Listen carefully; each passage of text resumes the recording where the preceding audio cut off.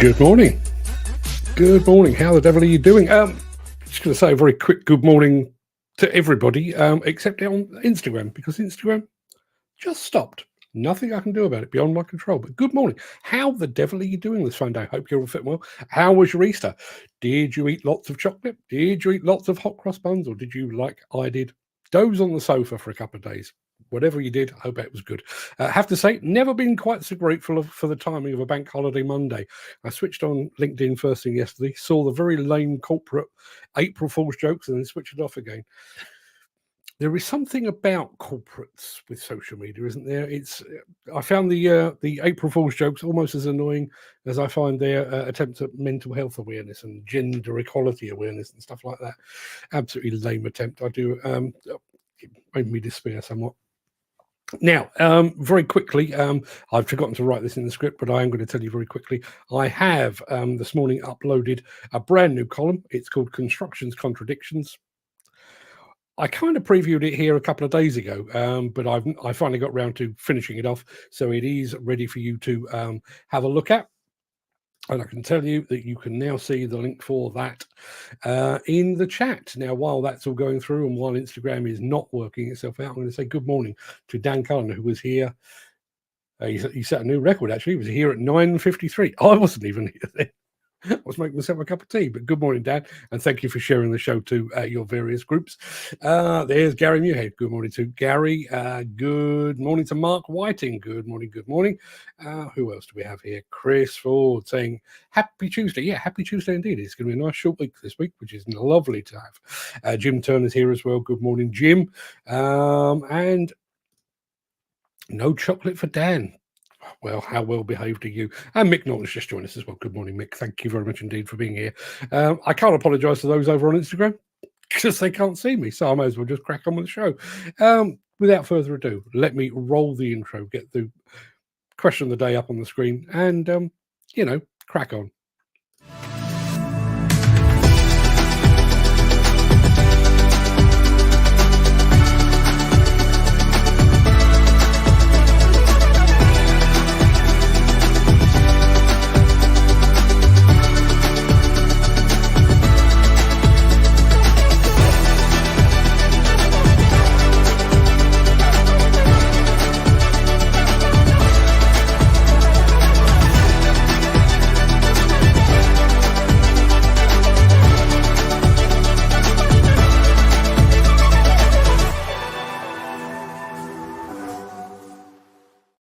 Yeah, it is Monday, the 2nd of April. Good morning to Ken Hatcher, who's just joined us while that was all going on. Welcome to the Breakfast Show. I am your host, Mark Anthony, the Walrus of Demolition. I'm sticking with it. It's going to catch on. I think I need it on a t-shirt. In today's show, showcasing the latest addition to Kobelco's zero tail swing excavator range. JCB's Reese Bradbury gives us the lowdown on the company's all-new and all-electric site dumper, how Case Construction Equipment is supporting customers in Africa and the UAE, and what will they think of next? A folding remote control forklift. I didn't realise we needed one, but apparently we have one. Plus, in our run-up to Intermat, it is going to be love at first sight for Manitou. But before we get to all of that, we do have the small matter of today's mystery machine to contend with.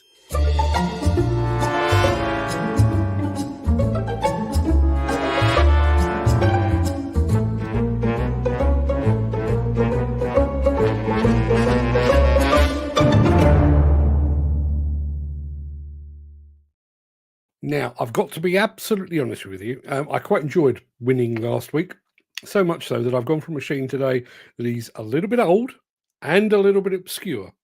Not going to be easy, this one, as far as I reckon anyway. So this is the machine you need to identify. Doesn't tell you anything at all, but that's the first look at our mystery machine. If anyone's got any guesses or suggestions on what that might be, then please let us have them in the chat. Now, while I'm taking that away, I do need to remind you very quickly of our question of the day for today, which is this.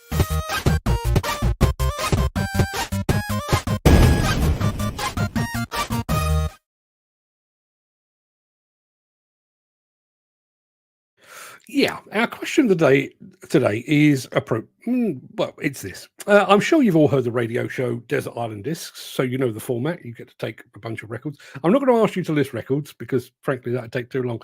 But I'd like to know what luxury item you would take with you.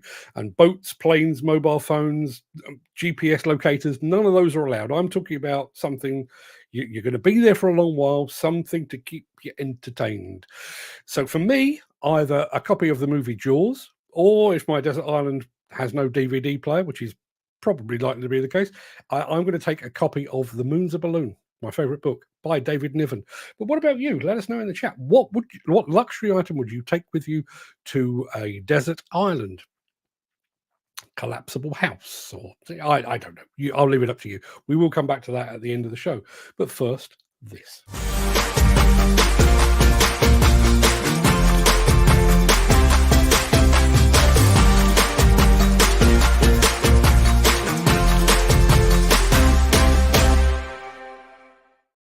Now, I'm going to tell you that Mick Norton has taken a wild stab at our mystery machine today, and he has gone with Bobcat.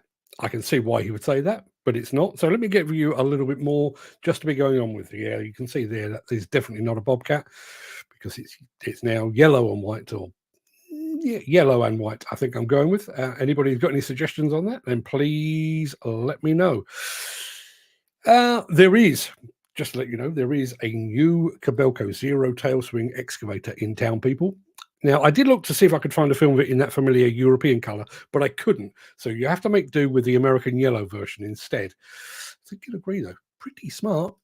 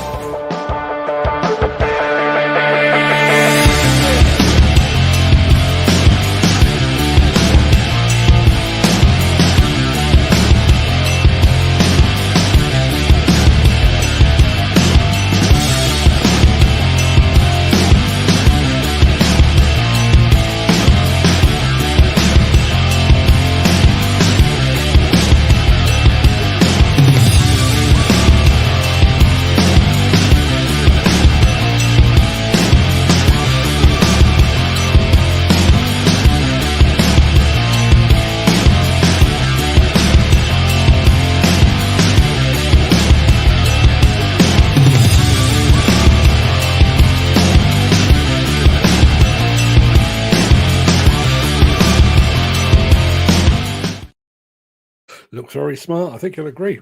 Well equipped too. Still prefer it in Kobelco turquoise, though, the European version, if at all possible. Now, we've had some guesses in on our mystery machine, which currently looks like that. Melvin Cross from the mighty Total Reclaims has just suggested it's a Liebherr. It is not.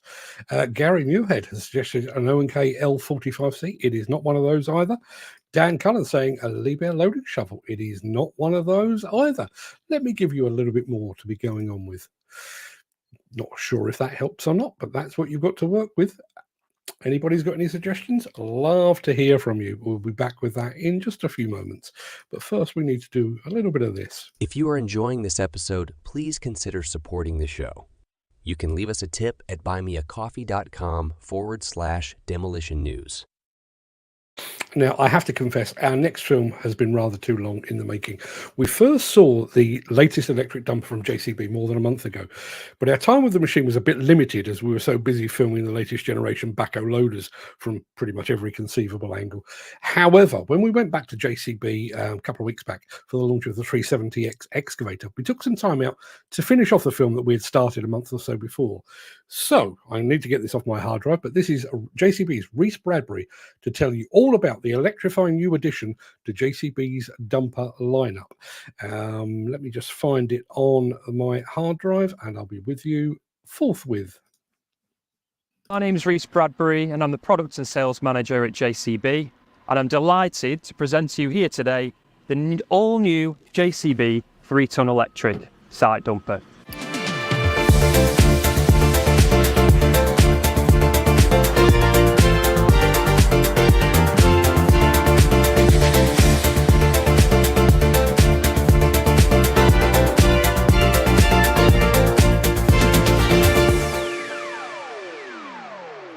So this is the second JCB site dumper with electric. We have the 1TE, the 1-ton electric dumper, and this one is the bigger brother, the 3-ton. But what we've fitted to this machine, under the lockable bonnet you see here, is 4 lithium-ion batteries. They can be charged in a number of ways. If I take you round to the rear of the machine, you have 2 charge ports.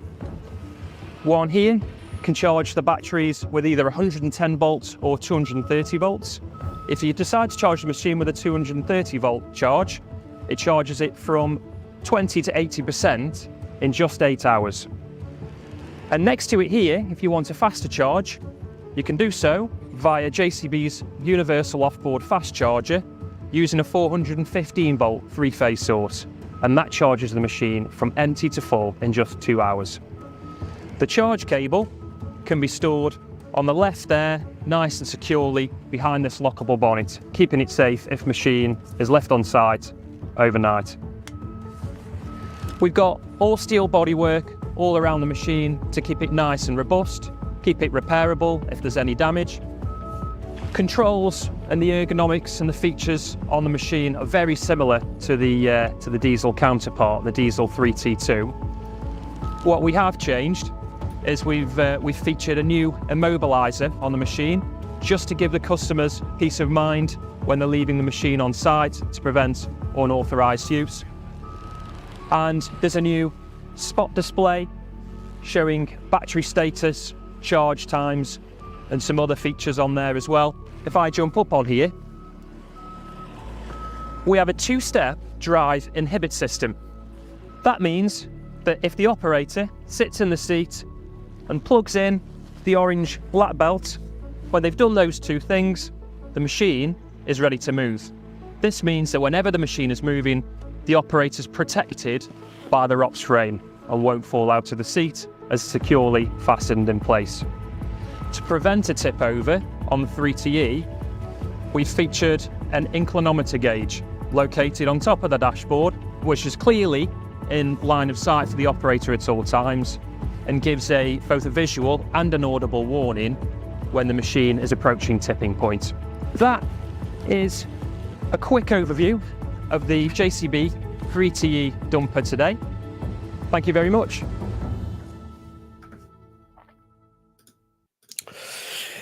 Yeah, now, very quickly. Ken Hatcher said, how many kilowatts is the battery? Well, I thought I'll pop on over to the JCB website and check and give you an exact answer on that. I can't.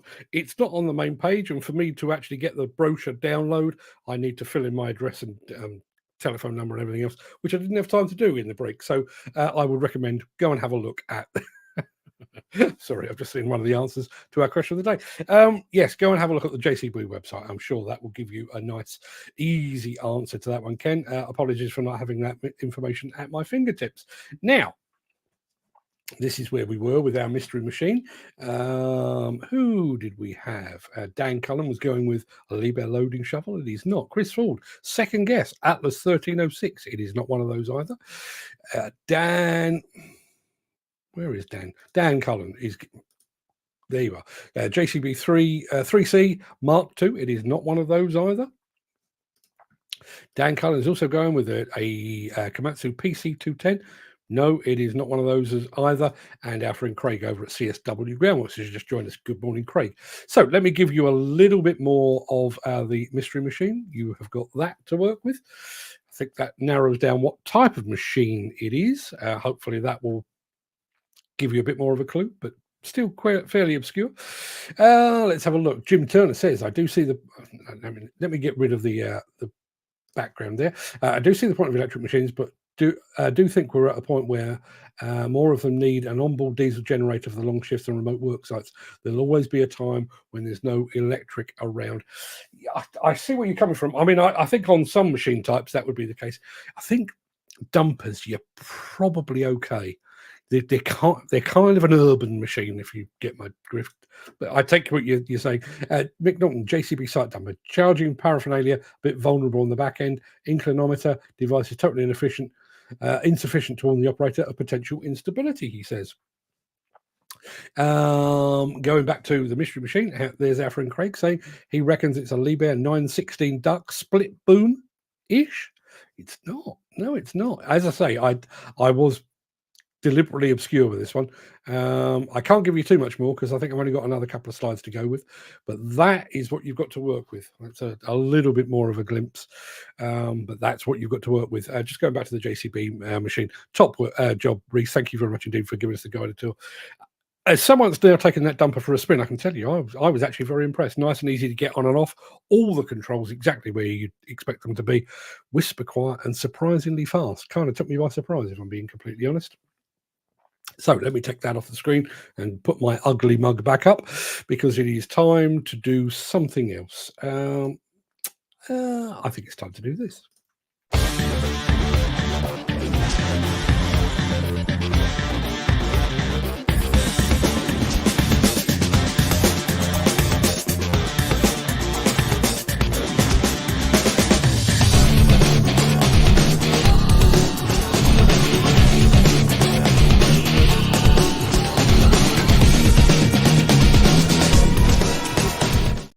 It's a subject we've discussed many, many times here on the show before.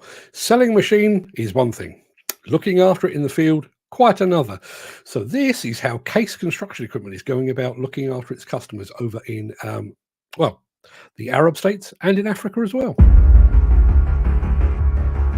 Hi, my name is Mike Quinn. I'm the asset manager for Kansab Civil Engineering. Kansab is actually the oldest construction company in the UAE, starting its first project in 1935. So in 2 years' time, we will be 90 years old. Here in this depot, we look after over 1,000 plant and logistic assets to support the wider Kansab group of companies. Our fleet is made up of many case machines, including skid steers, backhoe loaders, wheel loaders, and excavators. We've had a relationship for over 18 years with Case and Al Shawari. In that period of time, we've owned over 70 case machines on our fleet.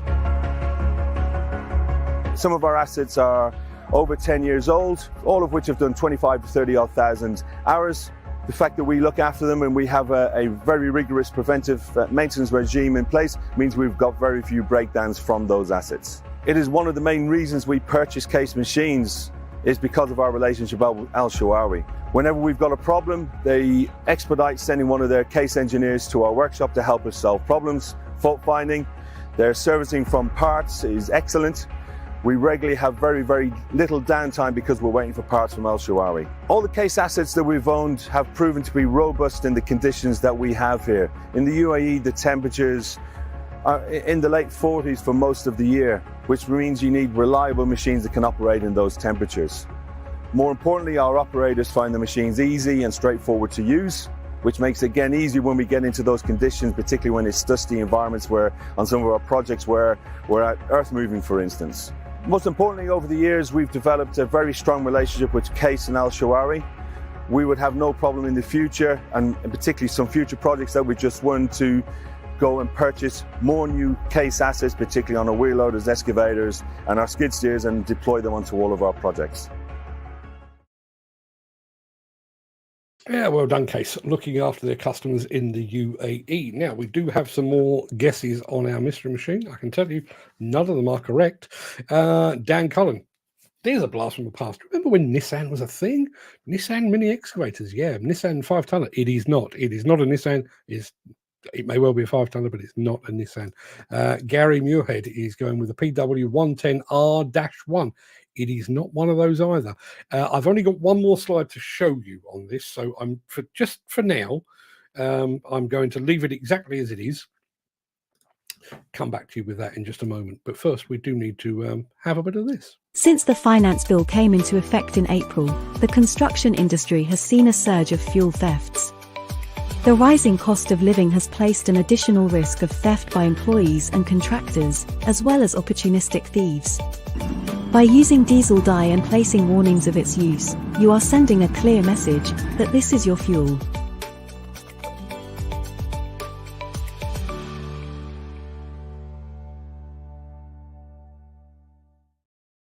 Now, earlier in the show, we saw a new zero-tail swing excavator from Kobelco. The reason for its design was plain to see: working in confined spaces, no chance of clout in the back end. We also saw the new electric sight done from JCB. Once again, intention of the machine, completely obvious. Take a staple of the industry, make it noise and emission free. Perfect sense. The thought process behind our next machine, rather harder to discern, but I have to say, I really do admire the ingenuity.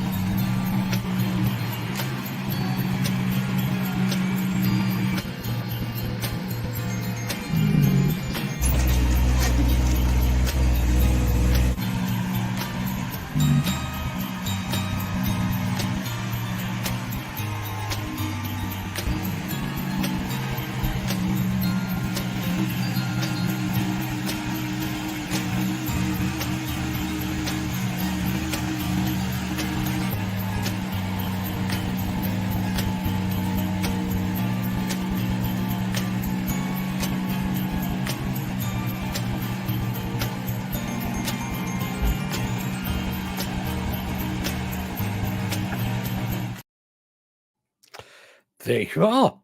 No idea what the planned application is for that, but I'm glad it exists, if only for the novelty value. I am going to show you this, and I'm going to put me on the screen as well. No, I want that one there.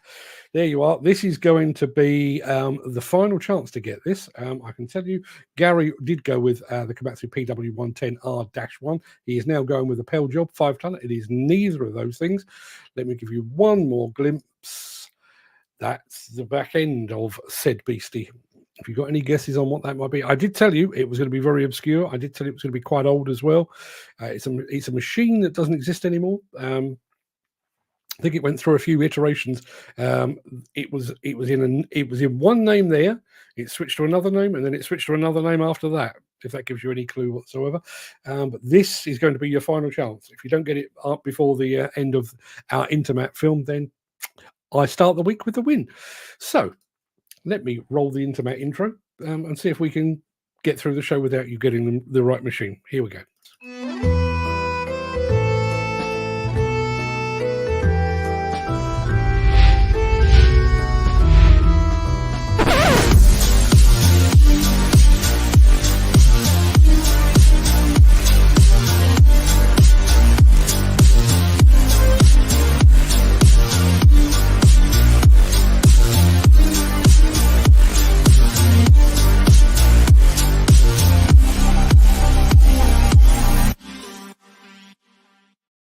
I'll throw this back up just very quickly.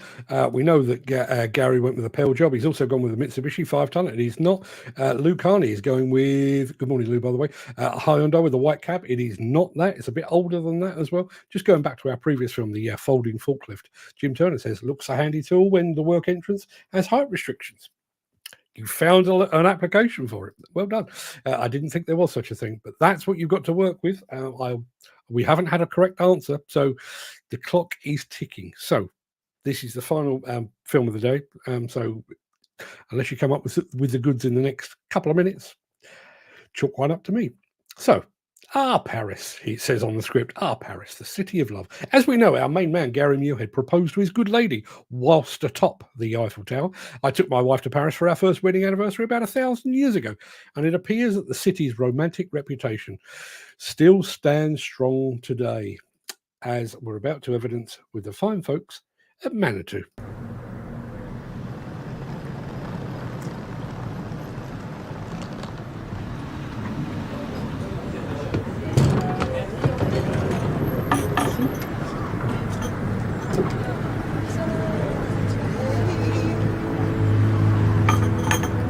Leave tomorrow behind. Ooh, dreamweaver, I believe you can get me through the night.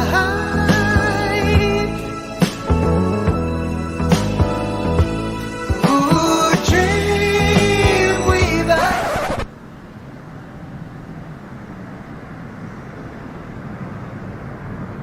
Ooh, dreamweaver, I believe you can get me through the night.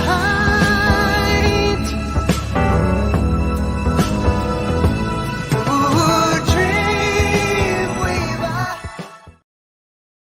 Yeah, well done to the fine folks at Manitou for producing a non-cheesy April Fool's film. God, I'm glad there was no show yesterday. The corporate April Fool's jokes about as funny as a rattlesnake in a lucky dip yesterday. And it also struck me, there were so many April Fool's jokes yesterday, and I think we all need to lighten the mood a little. But some of them were less likely than some of the stuff that's actually happening in the real world. Funny old game, isn't it? Funny old world we're in at the moment. Now, nobody has got the mystery machine, although Steve Williamson has just joined us. Now, Steve knows his machines, as do you all. There you are. That is the final glimpse of our mystery machine, Steve. You've got about, I don't know, 5 or 6 seconds to discern exactly what that is. If you can, fantastic, you will win. If you can't, then I win. So let me do a quick countdown. 5, 4, 3, 2, 1. And nothing. No, I can tell you. In fact, I can show you. That's what it is. That right there is a Chafe HR21. I remember Chafes when they were a thing, and I can't remember which way round this was, but I think they were acquired. I think they were acquired by Yanmar, and then Terex, or possibly acquired by Terex and then Yanmar. But either way, that right there is a Chafe HR21. They used to be here in the UK. Steve says, that's a bit before my time. I'll let you guess this one. Yeah, well, yeah. As I say, I do remember Chafe being at the old SED show back in the day, about 1,000 years ago. So, yes, chalk one up to me. In fact, I'm writing it down. I've just chalked one up to me. I am 1-0 up. Yanmar. No, well, sort of. It did become a Yanmar at some point. I can't remember exactly when, but it did become a Yanmar. But no, it was a Chafe HR21. So thanks for that, Craig. Let me take that off the screen. That pretty much wraps up the main part of this morning's show. I'm going to roll the outro in just a second before leaping gazelle-like over into the chat to see what you're all saying today.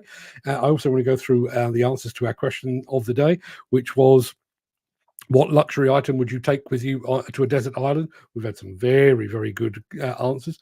Some questionable answers, but we've had some very good ones as well. So if you can't stick around, please stay safe. Look after yourself, your family, friends, and your colleagues. I hope to see you again very soon. But if you do have the time and the inclination, I will be back with the Craic immediately after this final word from our key show sponsor.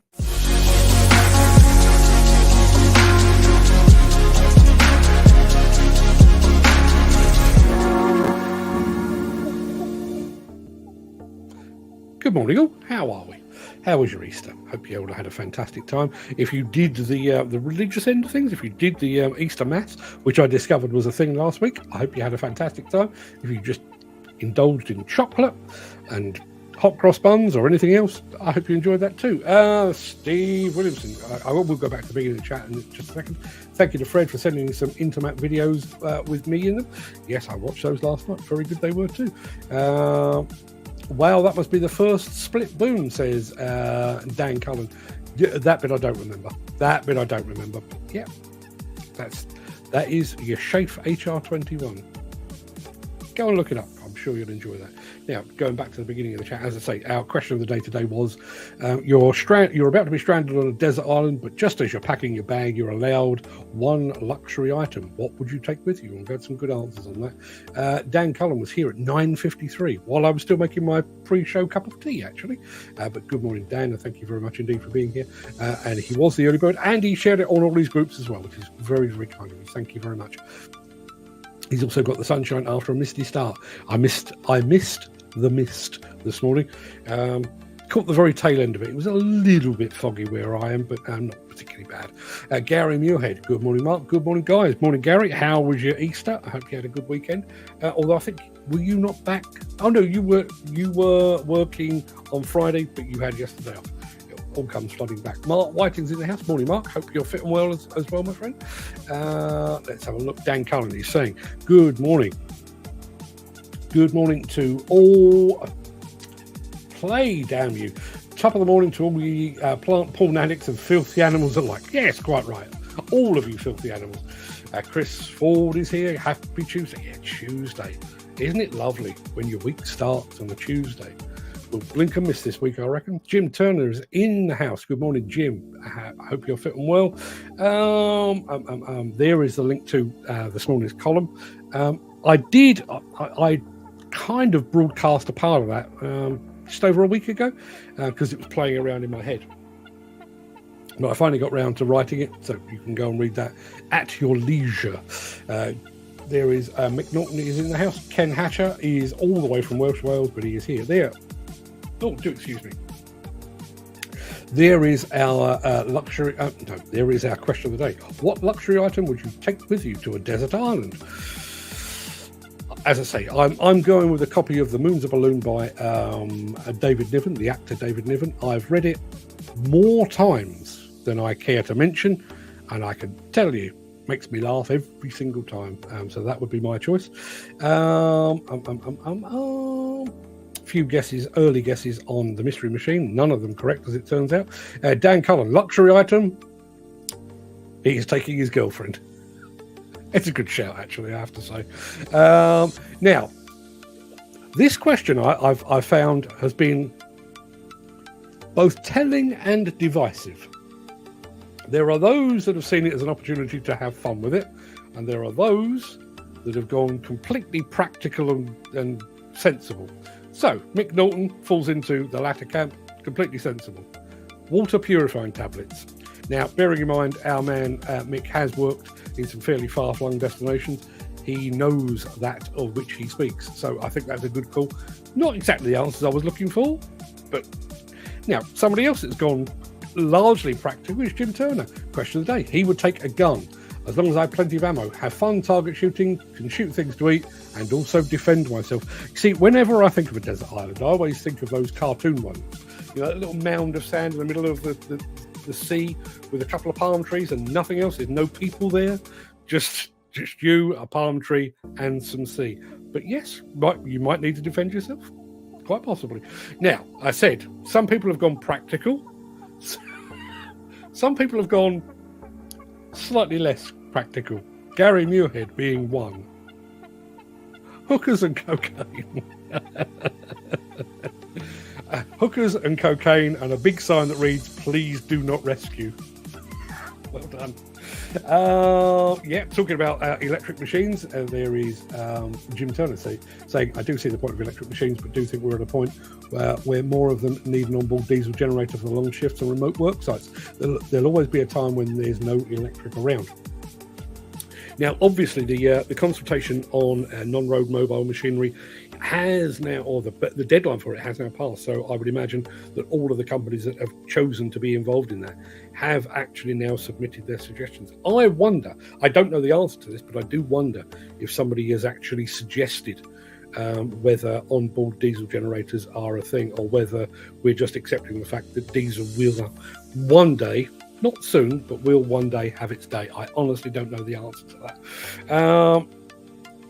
Mick Norton says, JCB site tempo. Charging paraphernalia a bit vulnerable on the back end. Inclinometer device is totally insufficient to warn the operator of potential instability. I don't know if Reese Bradbury is watching, but Reese, if you are watching and you'd like to comment on that, please feel free. We'd love to have you on the show. Back to our question of the day.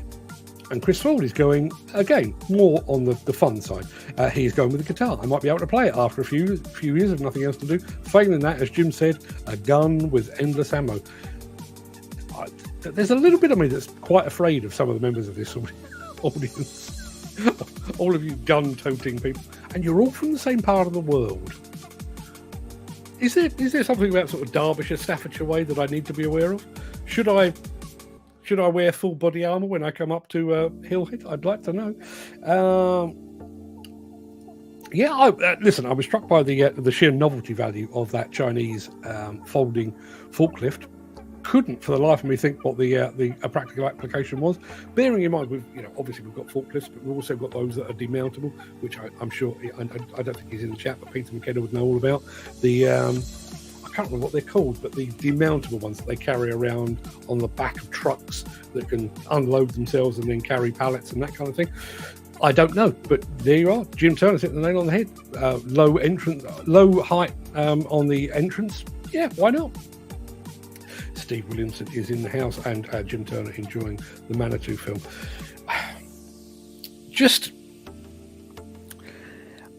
I just despair a little bit. Do you know when something has run its course? I'll give you an example, and this is purely my take on it. And please feel free to shoot me down. You've never held back before. When I'm old enough to remember punk the first time around, so 77, 78. And the sure sign that punk was a spent force was when you had normal TV hosts, morning TV hosts with Mohican wigs on, and they were pogoing about the place. Hip-hop, I was around for that as well. You know that's had its day when you have adverts for bottles of orange juice being rapped at you by very, very white people. You know it's run its course. And unfortunately, I'm kind of starting to think that is the case with April Fools now. When you've got the newspapers, the media, and major corporate companies falling over themselves to be all clever and witty when they're not, I think that's when it's run its course. Maybe I'm just a miserable old sod. There's no maybe about it. I am a miserable old sod, but that's just about got me, I think.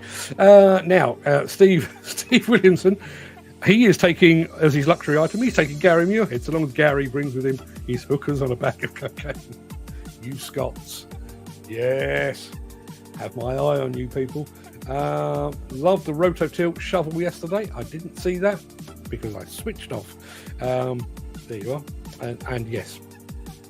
Sorry it took so long, Steve. I know you asked Fred for some up-to-date film of you in action. He forgot. He'll tell you otherwise. He'll tell you he was digging it out of the hard drive and all of those. He forgot. Completely forgot. A Richier H32. It was not. It was a Chafe HR21. Lou Carney is going for the long haul. She's taking a distillery kit. Jim Turner. Alternative answer: if I was allowed a living thing, I'd take a bang tidy nymphomaniac. Yeah. I wonder how long before the novelty would wear off. Should we just watch the sun go down? Leave me alone. Steve Williamson says Dan's girlfriend is definitely watching. Yeah, I kind of thought that as well. Mick Norton says I've lived on far-flung desert islands, the Solomons, and have had my arse going sixpence half a crown through drinking bad water, hence the tablets. There is nothing worse. I went to Egypt and I got what Tutankhamun's Revenge, I think they call it there. Elsewhere in the world, it's known as Delhi Belly, and it was particularly annoying. So went to Cairo, went up to Alexandria, and then went back down to Cairo. But on the way, we went to a place called Hurghada, right on the Red Sea coast. And the two Egyptian guys that I was with, were planning to go off snorkeling and scuba diving in the Red Sea, and I was all set to join them. I thought that's going to be fantastic. It's not exactly hard work. I really quite fancy that. turns out I went down with, as I say, Montezuma's Revenge or Tutankhamun's Revenge. By that time, I'd probably been married about 5 or 6 years. But I really, really wanted my mum. I was so ill. For 3 days, I had a bowl of cornflakes. For 3 days. No fun at all. Chris Ford says, Jim Taylor says, actually, Chris Ford is in a much better county as far as being a gun owner is concerned. Nottinghamshire firearms licensing way behind Derbyshire. Well, you live and learn.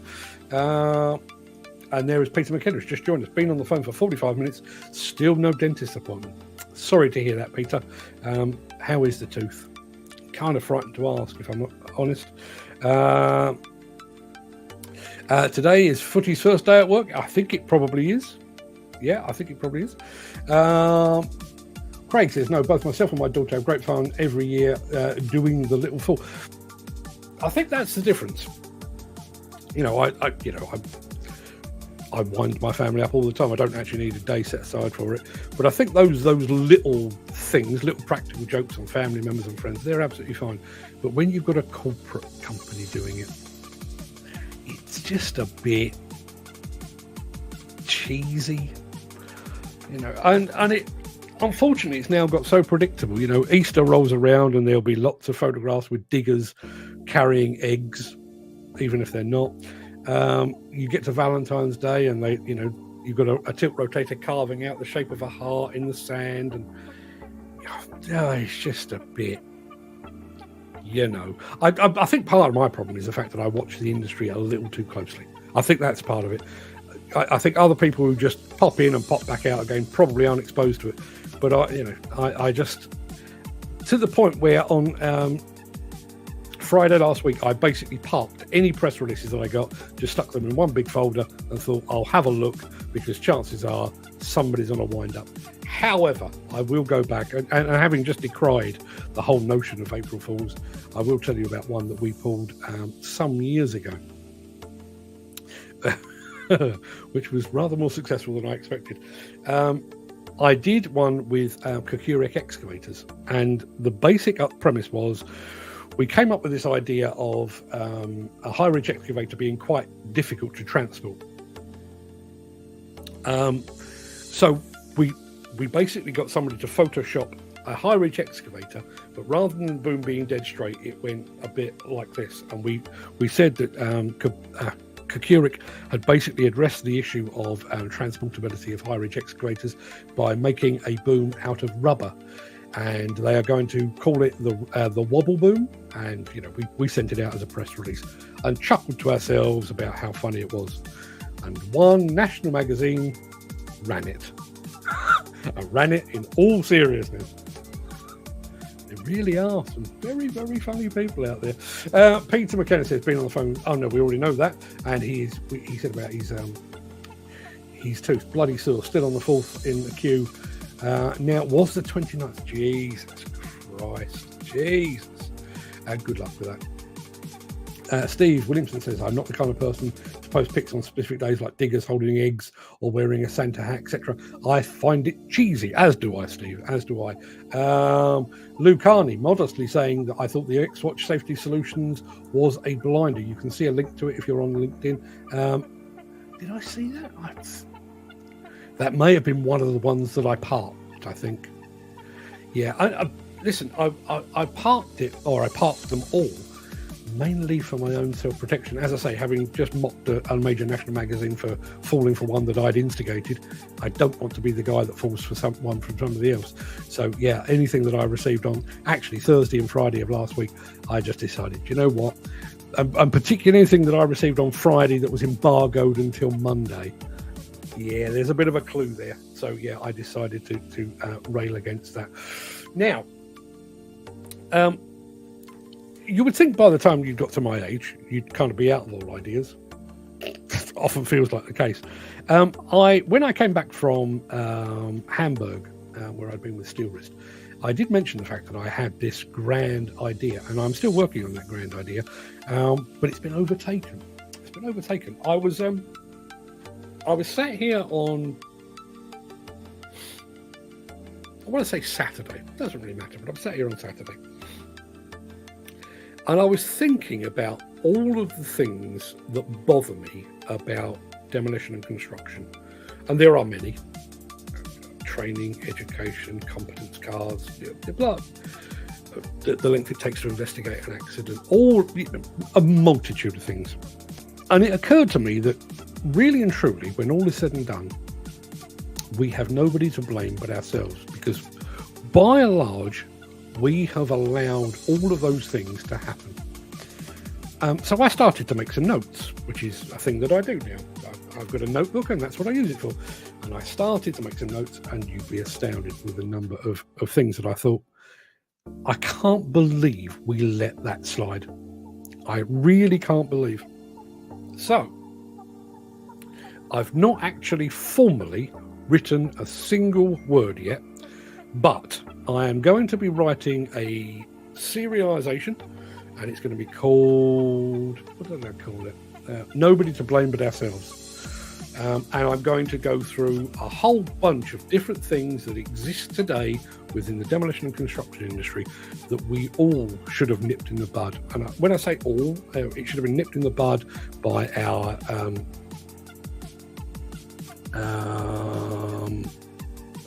by unions, by trade associations, and just the industry in general. We should have railed against it. Luke Carney says, Nick Drew Media played ball, as did Peter Haddock. Spoil sport. Thought you were going to wear a horse head if the 1st of April fell on a show day. It didn't, unfortunately. The horse head is still here, but it didn't. And in the nicest possible way, and I do mean this with the utmost respect, what Nick does and what I do, very different animals. Very different animals. So my apologies, Lou. And yes, I am a spoil sport. And yes, I am a curmudgeon and all of the stuff. But it's the same as I'm not going to buy in future. I'm not going to buy into Mental Health Awareness Week because I think it's a joke. I'm not going to do Women in Construction. As far as I'm concerned, that should be a daily, hourly, every minute should be devoted to that, not just one day when somebody decides it's a good thing. Much the same as, I'm not boasting about this because it's nothing to be particularly proud of. I bought my wife some flowers on Saturday just because I saw them and they looked nice and I thought she'd appreciate them. I don't need a card company to tell me, hey, it's Valentine's Day, time you reminded your wife how much you loved her. So not playing ball with any of that. So Lou, apologies, but you may as well leave me off the list for those in future because I'm not my game at all, that I'm afraid. Dan Cullen says, have a great day, guys. Stay safe and see you tomorrow. Hope you get a hotel for tonight. Just sitting here, getting an early ginger tan. Hotel for tonight? Who's getting a hotel for tonight? Don't know. Early ginger tan, which means that by, let me see, what is it now? It is 10:49, so about 11:30, you'll be bright red, I would imagine. There's our friend Wolf Welder, 69, all the way from the US of A. Sorry, my friend, but I'm leaving. I do actually have a Zoom call planned for 11. I want to say 11:30, but I can't actually remember. I think it's 11:30. So everybody have a fantastic day. Dan Cullen saying, hi, Luke Carney, hope you're well. Yes, and again, Luke, apologies. And I'm sure the joke was well intended, and I'm sure it was very, very funny. Just doesn't float me boat, as they say. So yeah, that'll do for me. I'm going to go and get ready for my next call. But I'll be back again tomorrow, 10 o'clock, bright-eyed, bushy-tailed, probably being deeply miserable about something else. If that's the sort of thing that will amuse you, please join me if you can. Till then, everybody, have a fantastic day. To be honest, Luke Arnott says, I'm with you on the other stuff, but some clients insist on posting. Yes, I'm sure they do. And listen, it's Christmas as well, you know, and I was offered, I can't even remember what it was. I think it was a pair of socks or something. Somebody offered me in the run up to Christmas, put these socks on, take a selfie with our socks and then post it online. No. No. I'm not into that at all. So no, I'm not doing it. Dan Cullen says, had another weekend of Ben's cookies and I'm craving them now. Good luck to you, sir. Good luck to you. I'm going to have to go and look these out, I think. Although, did you say they were vegan? Lou Carnage just said Thwaite Stumpers. Yes, Thwaite Stumpers were the people offering me the socks, and I declined because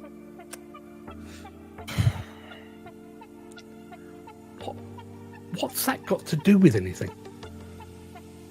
You know, but bearing in mind, you know, there's probably a PR or a marketing company involved in that. So say I did. I'm actually sat here barefoot at the moment because it's nice and warm in my house at the moment. But imagine I did. Imagine I had put on a pair of Thwaite socks, and mid-show I'd put my feet on the desk and said, "There you are, look at my Thwaite socks." Do you think any of you would say, "Oh, that's a point, I must buy a dumper"? Is that the likely outcome? I don't get it. Don't get it. I'll think about it before tomorrow's show. Till then, everybody, have a fantastic day. And as I say, short week. So, 4 shows this week, and then you can put your feet up again. Awesome. See you soon.